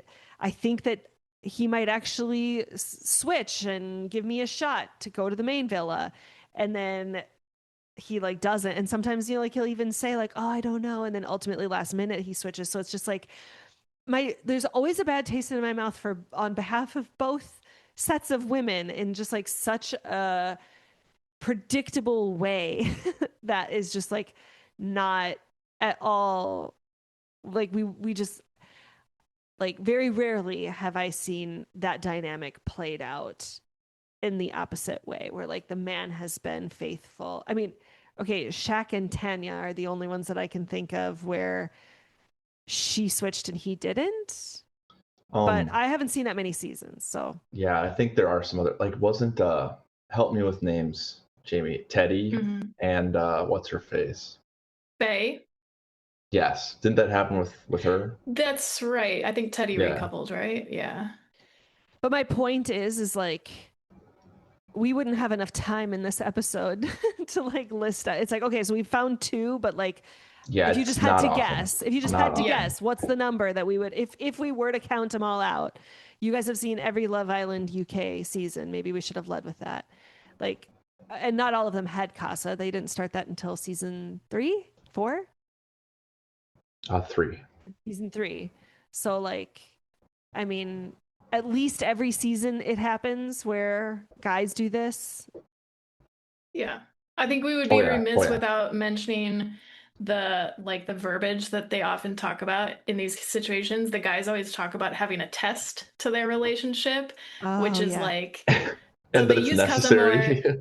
Right. It's necessary for them to have a test to figure out if the girl they're with is who they really want. And what they mean by that is they want to be able to like fuck around with a bunch of other girls and like kiss them and whatever, and then decide for themselves like, well, actually no, I want to stay with my girl. And so then the Casa girl inevitably feels just used, as this like, right, just like full on just object. And then whereas like the girls, also use the language of test, but like I think what they mean is that like Casa Amor is a test to see if you can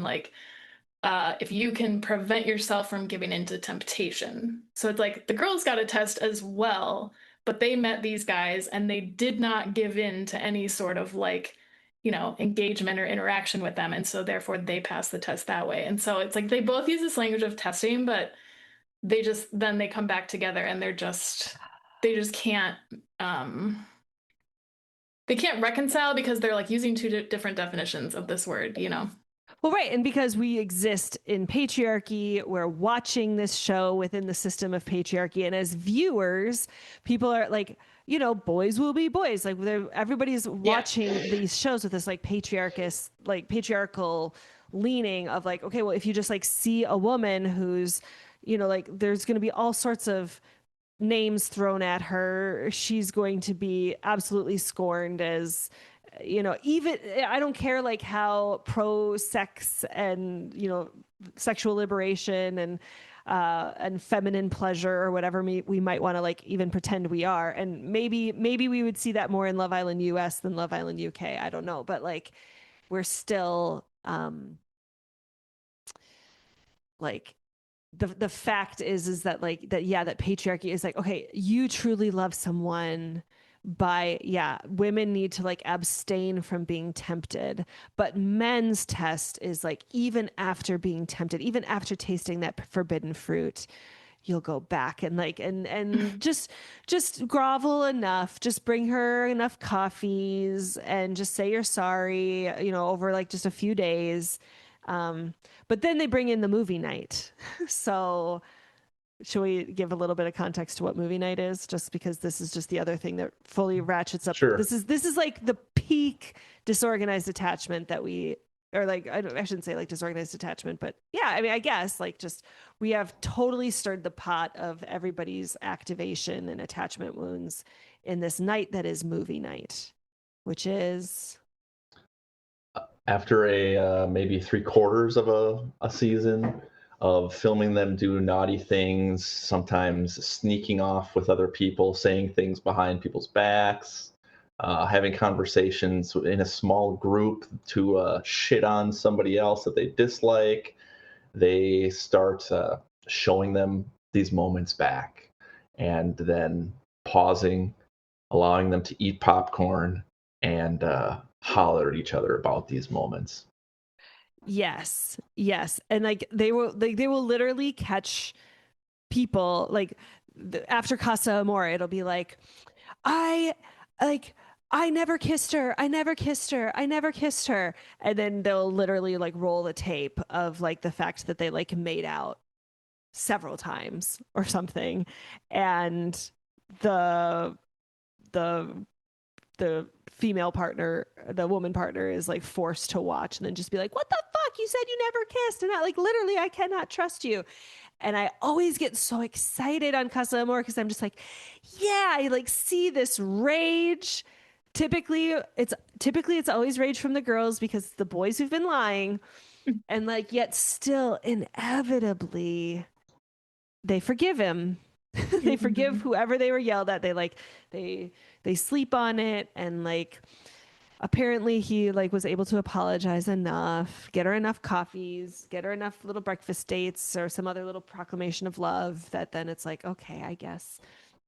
And what's so baffling about it too is, and maybe it is because of the attachment and the intense environment, is the time frame of forgiveness.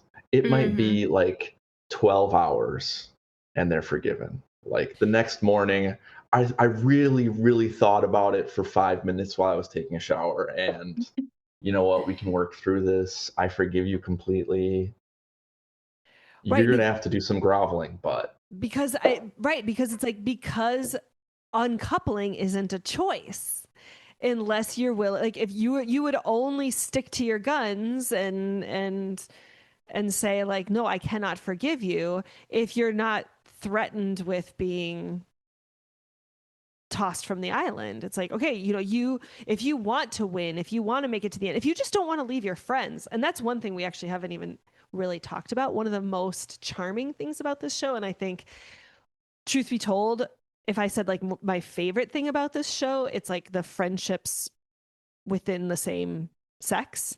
Like it's the gal pals or like the bromances that emerge. And so it's just like, oh my gosh, well, I don't want to leave the show. So if I just truly don't forgive my guy, I am off the show most likely, unless I like couple up with a late newcomer.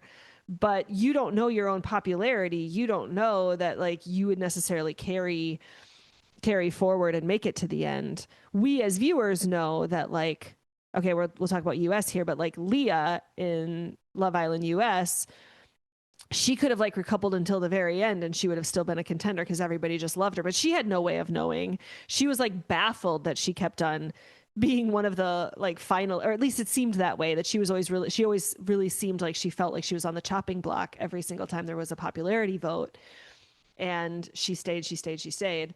Um, but It like takes people don't like necessarily know mega that. popularity to keep you in the game if you decide to Yeah. that late, I guess, because it's happening so Yeah. late in the season.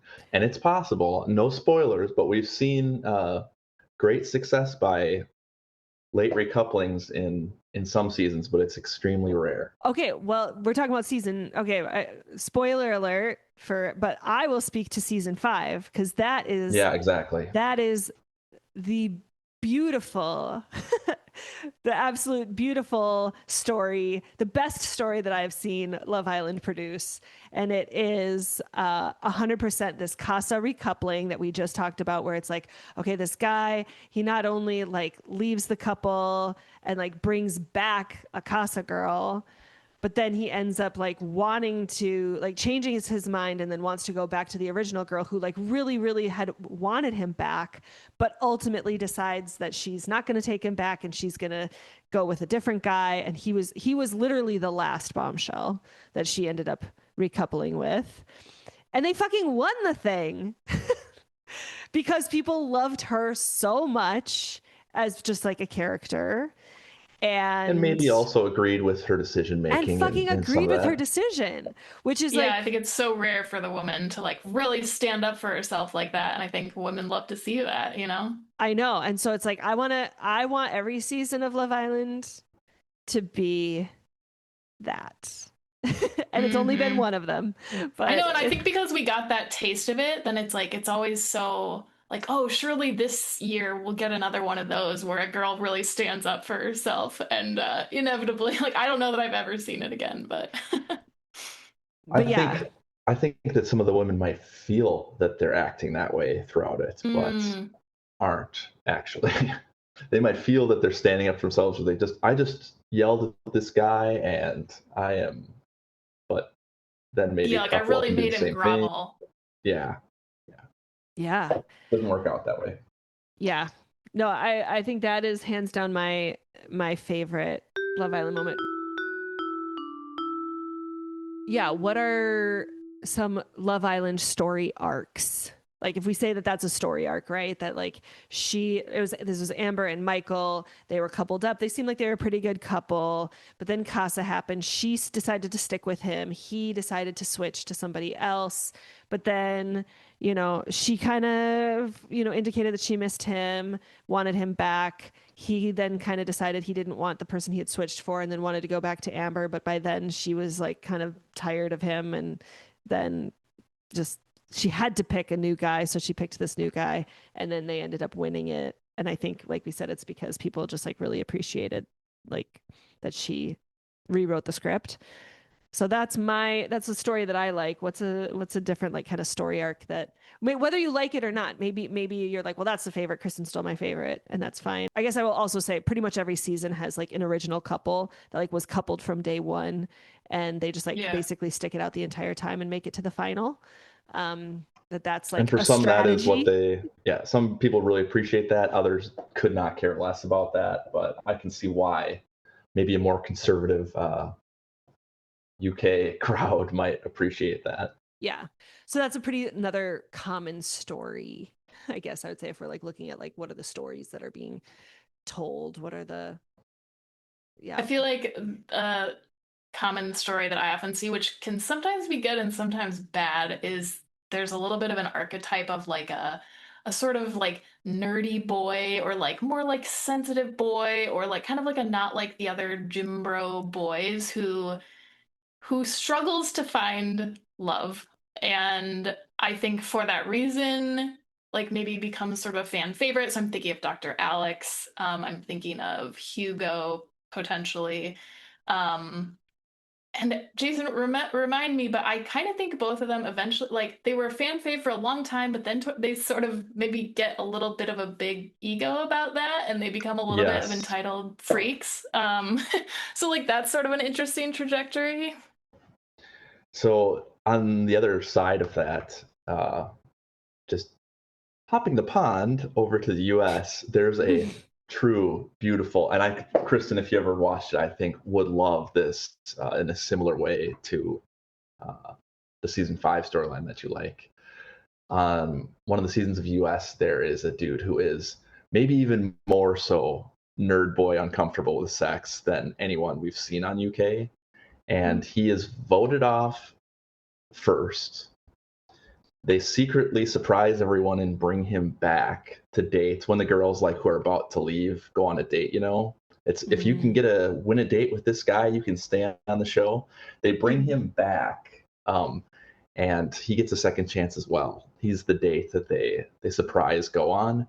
And long story short, I won't go through everything, but he does find love, and he's one of the few still in a relationship today with a super hot chick.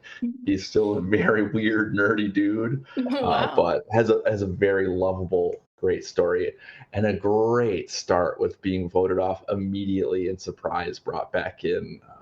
Something you don't see very often, but yeah, super.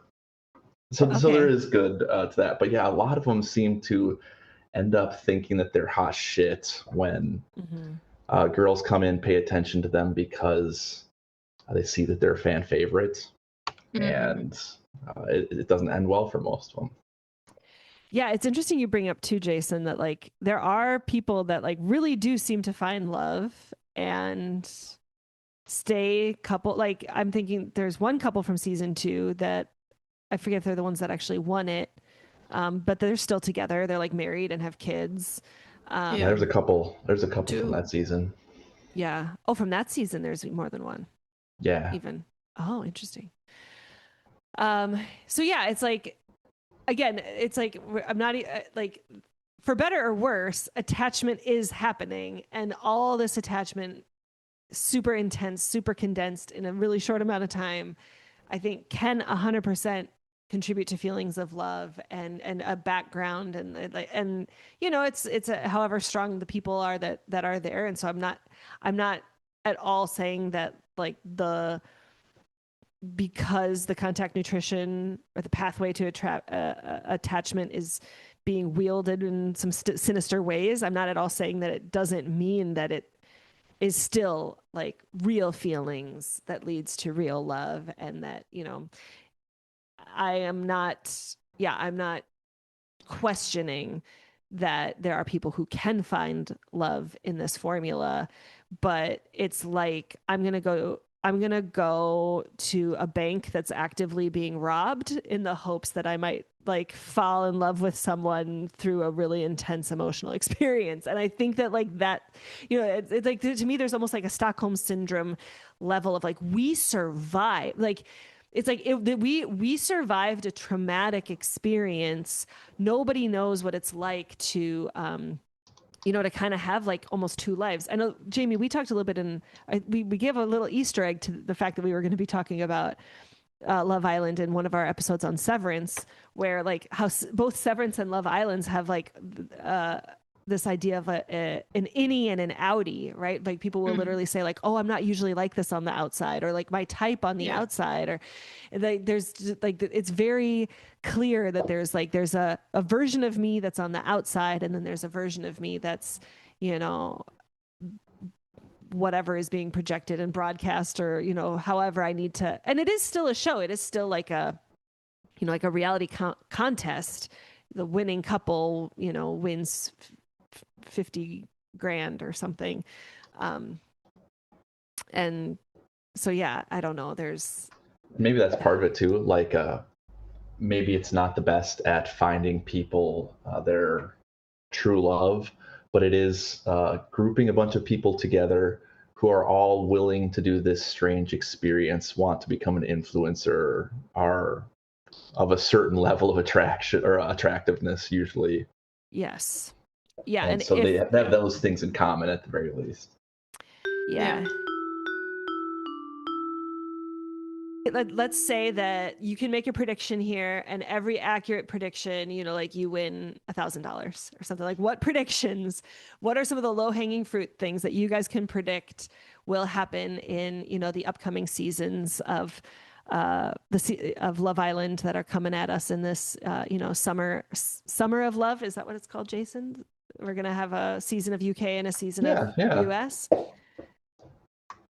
I already called it that I think there's going to be boys. I'm going to add to it that are testing themselves by using Casa girls in order to just have a good time, and that their partners will be really upset by it, but will ultimately forgive them.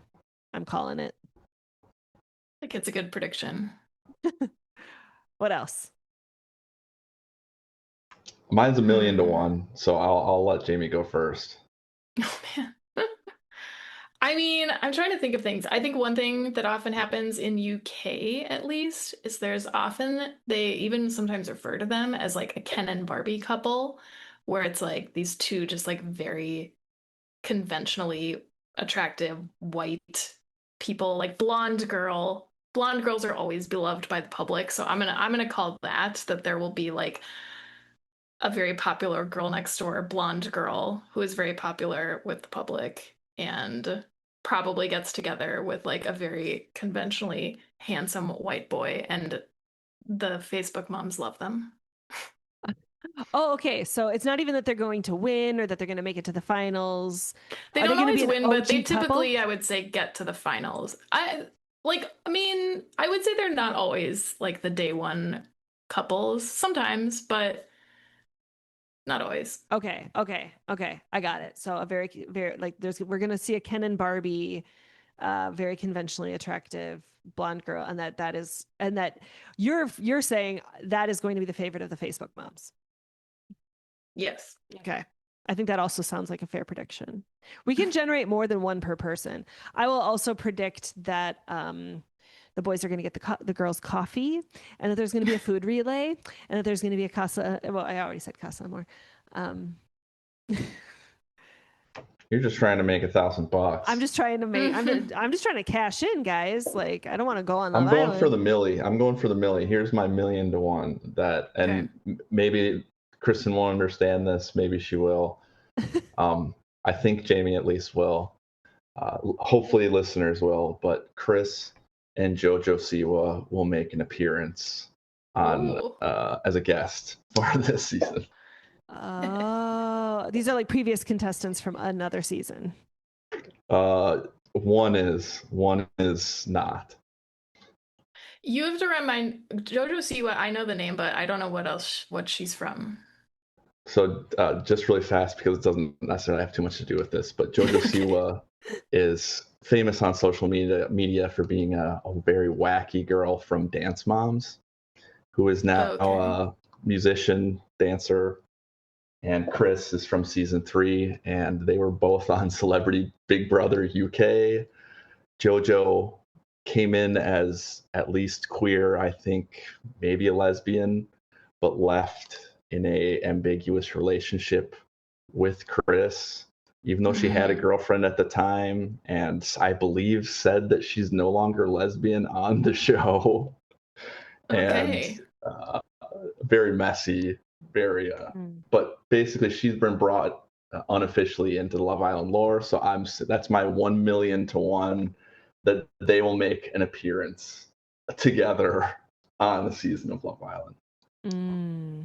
Got it. Hearing you say that makes me want to say, like, what's something that we want to see on this season of Love Island, but we really don't think is going to happen, which I think is kind of what you're saying, Jason, that you want it to happen. That's my 1,000,000 to 1. If it happens, I'm getting rich. All right. So then it makes me say my 1,000,000 to 1 is that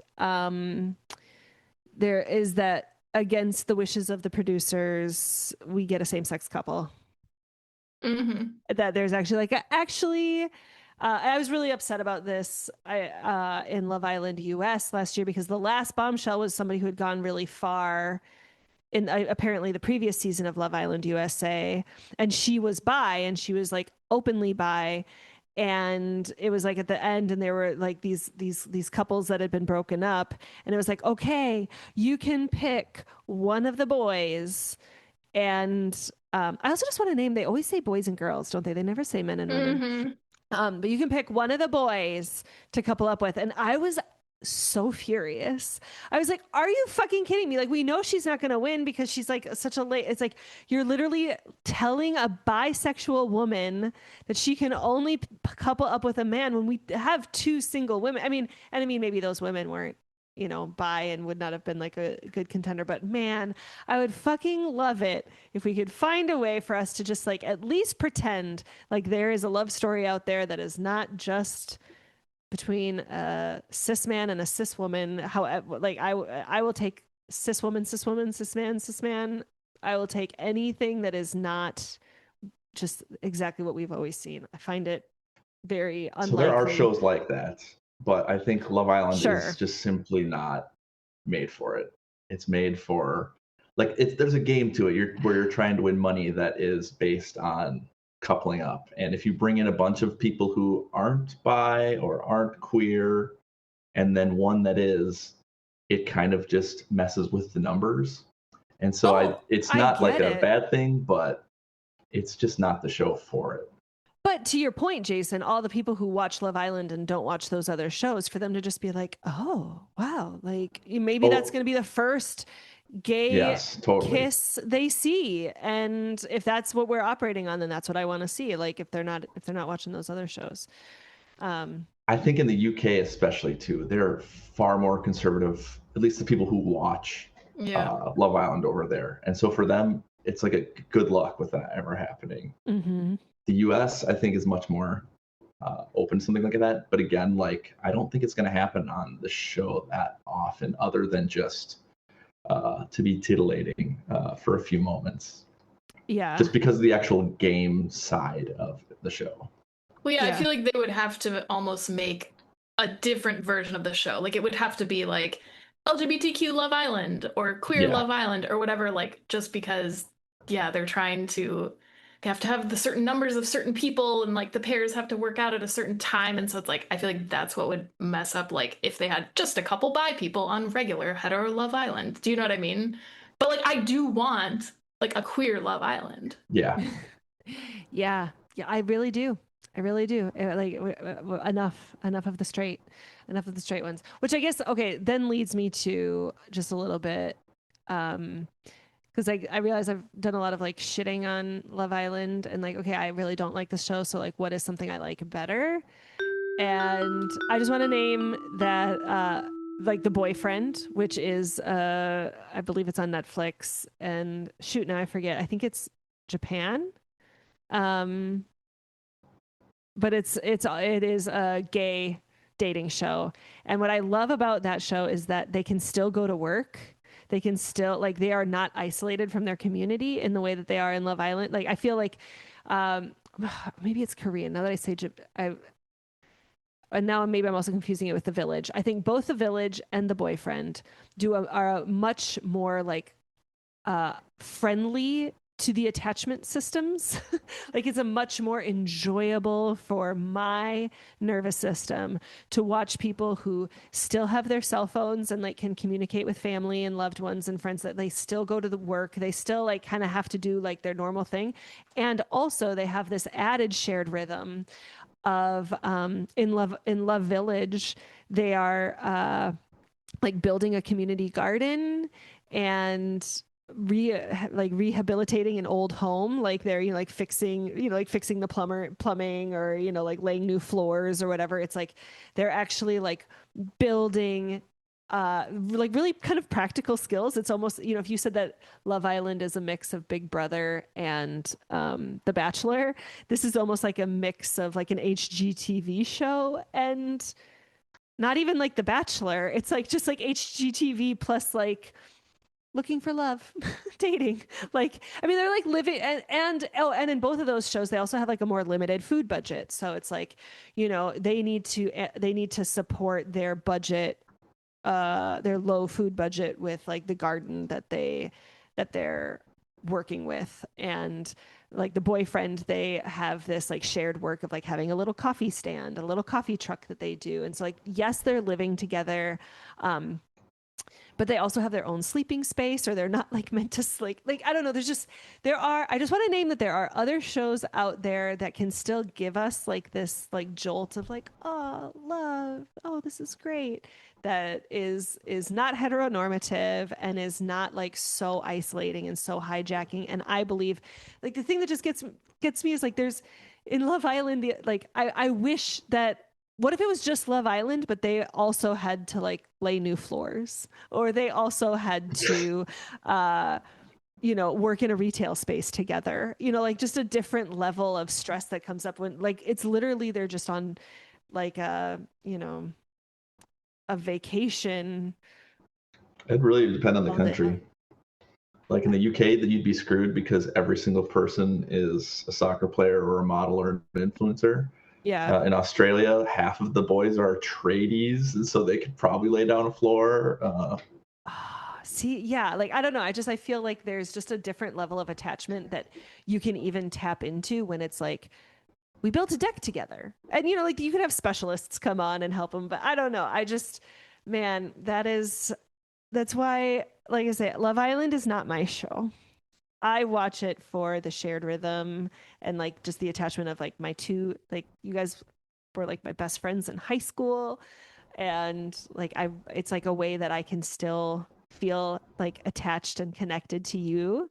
And being in a season where it's like, okay, I'm going to watch this show and then I'm just going to like rip into like naming the patriarchy and the racism and whatever. It's like, because I have to do it and you will just like listen to it or whatever. But if you guys decided to stop watching Love Island, I would not be sad. But I don't think that's happening. Never. Too bad, baby. Never. One thing I just wanted to mention too on like Love Village that you're talking about, I think I totally agree that it's like there's a lot less pain and agony going on a show like that. They still will get judged after months and people are viewing it, and they'll still be judged online for what they did, good or bad. But with a show like Love Island, it's constant judgment, and it's judgment that's felt while you're filming it and then after as well. And so there's definitely more pain, I guess, and going on because of that. Yeah. And now you're saying that, I'm remembering we kind of opened this door at the very beginning, but you identified yourself as not a top 0.1%. I think it is worth naming that, like, just we've been talking about the secure attachment within the villager, sorry, not the villagers, the Love Islanders. If we're talking about Love Island, the secure attachment that they can feel within themselves and with one another and in their like romantic partnerships. But then, and then also like the shared rhythm that I can feel by like, oh, I'm watching this show with Jamie and Jason. And like, it's a rhythm that we're getting into, or like with the larger Discord community or Reddit or whatever. But then there is this added element of then after the show is over, all the Islanders have, like they did not come onto the show unless they want people to follow them on some sort of social media. So then there's this like long period of following them and getting, like seeing their stories and their reels and whatever. And just like I'll have to see if I can find it, but Jason, you sent me like a really good Reddit thread, a Reddit post that somebody talked about like this, like how they got into a really deep, I don't remember who the character was who the contestant was because I didn't watch that season, but they had this like really intense parasocial relationship with this person. And it got to a point, who was it? Ek and Sue, where they got into this like like kind of parasocial relationship with this person, and they were on all these like sub threads of Discord or Reddit or whatever, where it was just like, oh, we are valuing this person can't do anything wrong. They're beyond reproach because it's all these people who really love this, like this character or this, I mean, I don't know how you want to, it's like they're outward facing. It's their, it's their time on Love Island plus everything after it, even though I guess I don't remember but it sounded like there was some problematic things that they were saying, and they were feeling like I was having trouble being able to voice my dissent because I didn't want to lose out on my belonging within this fan community. And I just want to speak to that, that's fascism in a nutshell, like that. And I speak to that a little bit in the Severance season with Carmen, where it's just like creating this culture where the people in that fan group can't be safe, seen, secure, and soothed to be like, hey, actually, I love this person. However, what they said is wrong. And if I were their friend, I would be like, hey, that's harmful. That's hurtful. You should stop. But I can't even say that without then me getting raked over the coals or whatever. And, so I just want to name that, even though there can be a lot of positivity, perhaps, of feeling connected with this larger community and how people's eyes are being opened in good ways, it's such a field that is ripe for harm as well, because literally, and you said too, Jamie, it's like when you're watching multiple days a week for multiple weeks within this summer season, it's like you do get attached to you do want the best for these people, or you see yourself in them, or you see a friend, or you see there's some sort of transference in our own psyches that it's like, okay, I don't know this person, but I feel like I actually do, or I can fill in the blanks in these ways or something. Yeah, there's a lot of negativity in the fandom. That's for damn sure. Whether it's through attachment, like you're talking about there, where it's feeling like you know someone, like you're their friend, or just feeling like you need to agree with everything that they say, or a really nasty part. And this kind of, like you were talking about suicide earlier, I don't think that people killed themselves because of Love Island. But I think that Love Island was extremely detrimental and played a part in why they killed themselves still. Yeah. It's the fandom can judge the shit out of the contestants, right, and rail them for no good reason, and be pretty disgusting. Yeah, and I'm not going to paint with a broad brush and say that everybody who's joining a show like this has insecure attachment to begin with, but you do have to be curious about what is the mental health of people that are willing to subject themselves to this, their mental health, or just their awareness of what it is that they are signing up for.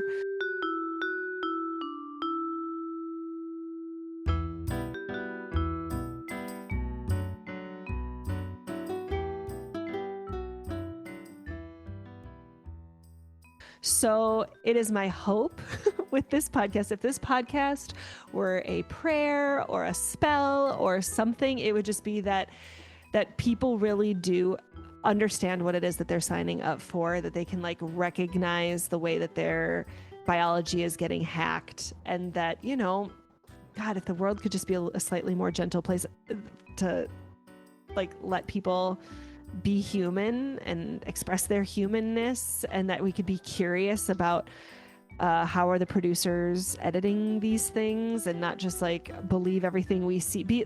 Let this show be a practice of us questioning who benefits from me believing these narratives, and then I think also I just want other listeners, I guess listeners, they have to be listening to this, but other viewers of Love Island to just tune into themselves. I'm going to be really curious if I get in more fights with Kevin during a season of Love Island, because I am just watching so much more conflict unfolding. I'm going to it's hard for me to not remember and be physically brought into a place where somebody dumped me, when I see that somebody gets totally blindsided, you know, being dumped on the island by someone, and even though it's not even happening to me, I'm subjecting myself to it. And so like noticing, wow, I'm feeling really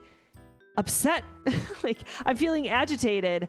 Oh, it's because of this show. Maybe I actually need to take a break for a few days, or maybe I just need, like, I didn't even finish the last season of Love Island UK because Love Island US had started, and I couldn't do both. But I don't know, like letting people. No, I'm a winner. That's what I'm saying. It's my hope and my prayer that people can just like choose to say no to what they want to say no to. And if that means like, okay, like I've had enough, I understand these characters, I can still be a part of the conversation, or I can still like kind of, you know, at least for me, like I got to a point where I was just like, can you guys just tell me what happened in these episodes? And so then it's like, I can still be a part of the community that you two are building. I can still partake in the shared rhythm of our texts without me needing to like actually put my own attachment system through the shit show. That's my hope. Optionally, you could also, instead of getting upset and then thinking, oh man, am I really mad at Kevin because of this? Get him to join you in watching it, and then you both understand what's going on. Yeah. I think that's a win-win. That's more yes.